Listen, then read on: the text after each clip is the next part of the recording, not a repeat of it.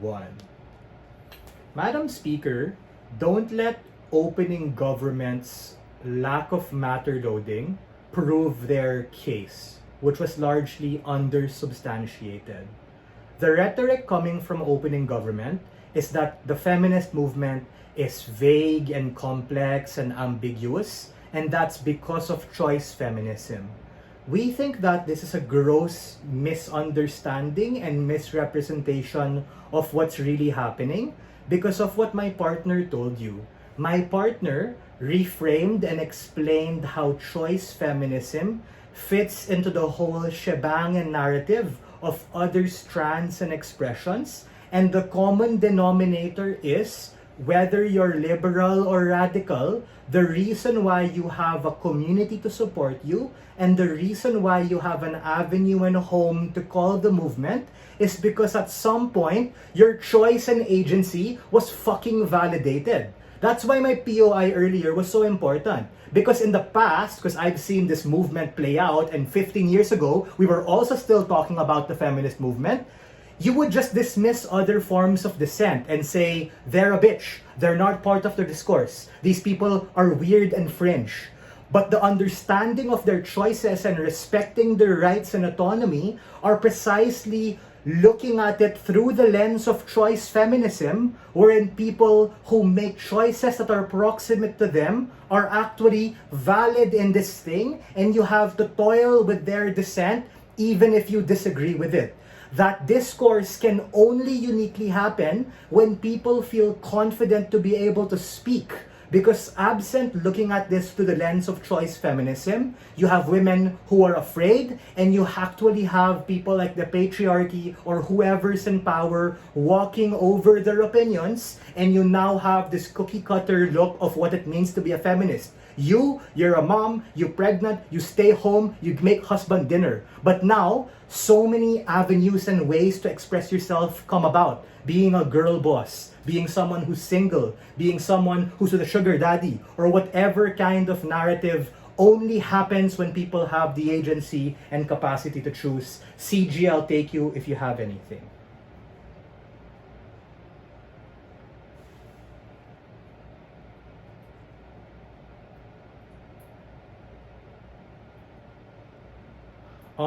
That's because that assumes that you're actually able to get out there. I get what you're saying. You're saying that it's all in their head and it's valid, but at some point they're going to need some sort of support, whether that be a law that's passed, whether that be a friend who's going to listen to them, whether that be someone in a powerful structure to be able to help them get access to wages or other things that were otherwise absent. That is to say that any legislative push, which we think is in the interest for the movement, has to come from a sense of agency. Because absent that particular capacity, a lot of these laws, if any at all, are going to be skewed towards a particular demographic. But now, we're able to see that, may iba palang tao na kasama dyan who are affected by all this bullshit, rather than having this oversimplification when we broke the glass ceiling before. You, woman, you now have right to work. That's all. That's where it was before. But now, we understand the diverse realities to those particular things. Opening, I'll take you if you have anything. 3, 2, 1. Closing, round 2. Let's go. Give it another shot. Alright, maybe later. Moving on to my extension. My extension is, why do we have the feminist movement to begin with? And why is looking at it through the lens of choice feminism an important tipping point to be able to bolster the movement and get other capacities for women to do things? 3 reasons for this. A, it's because of opening government framing in itself. It's so complicated, it's so real. Then the solution is to educate women through information campaigns and people like Cami who know so much about the matter to be able to explain it to like bigots and bozos, as opposed to maybe blaming it on this fallacy of, nakakapagpili ka, therefore anyone can opt in the movement and that's bad.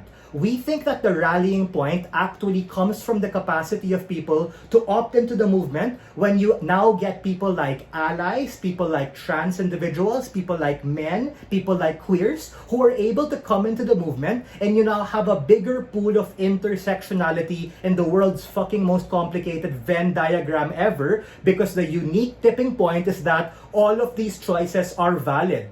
I know it might be annoying as someone who's maybe conservative. You might be like, fuck this. But we have to quell with the reality that the agency of these people are an important metric in order for them to get the cool shit that you want, like legislative reform, compensation, or other capacities that otherwise, absent that, you are at the mercy of particular people to get. Sure, Isaiah, go ahead.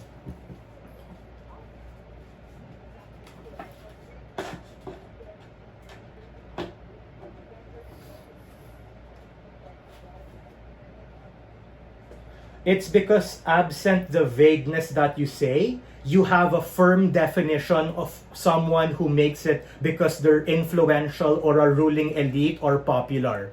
Vague is good, ladies and gentlemen. Vague means that you're able to clarify things and as a consequence ascertain where you fit into the movement. People have a capacity to opt in and opt out these particular nuances, and we think that that intersectionality only comes as a consequence of saying, fuck, this is so complicated. When you're able to understand where these things converge and where they differentiate is the point in which women, individually and as a collective, can make these decisions that are proximate to them to be able to opt into particular strands and opt out and make the most empathetic choices and decisions that forward their own capacity.